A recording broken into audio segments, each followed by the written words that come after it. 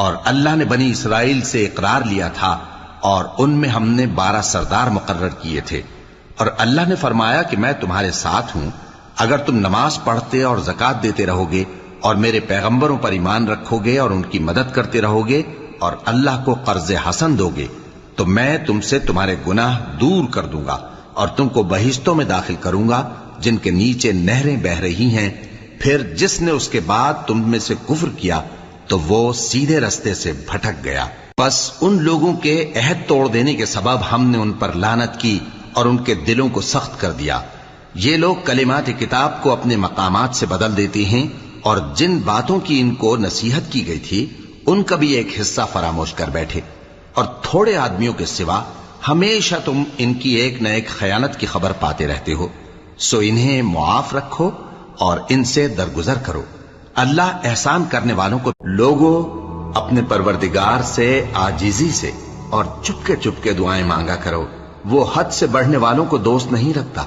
اور ملک میں اصلاح کے بعد خرابی نہ کرنا، اور اللہ سے خوف رکھتے ہوئے اور امید رکھ کر دعائیں مانگتے رہنا۔ کچھ شک نہیں کہ اللہ کی رحمت نیکی کرنے والوں سے قریب ہے، اور وہی تو ہے جو اپنی رحمت یعنی بارش سے پہلے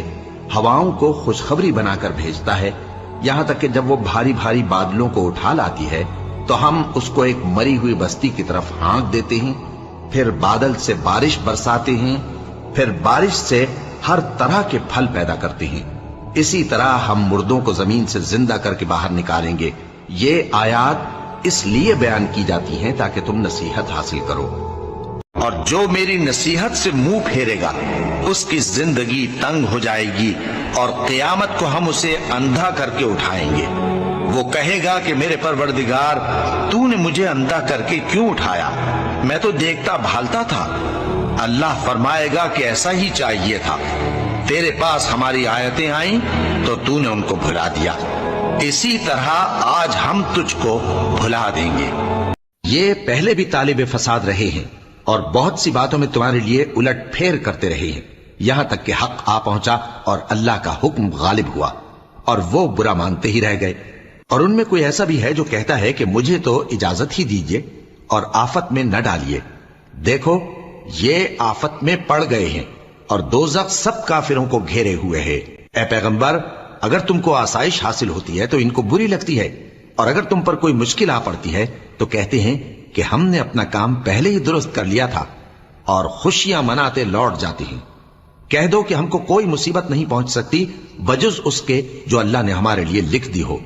وہی ہمارا کارساز ہے، اور مومنوں کو تو اللہ ہی پر بھروسہ رکھنا چاہیے۔ کہہ دو کہ تم ہمارے حق میں 2 بھلائیوں میں سے ایک کے منتظر ہو، اور ہم تمہارے حق میں اس بات کے منتظر ہیں کہ اللہ یا تو اپنے پاس سے تم پر کوئی عذاب نازل کرے یا ہمارے ہاتھوں سے تمہیں عذاب دلوائے، سو تم بھی انتظار کرو۔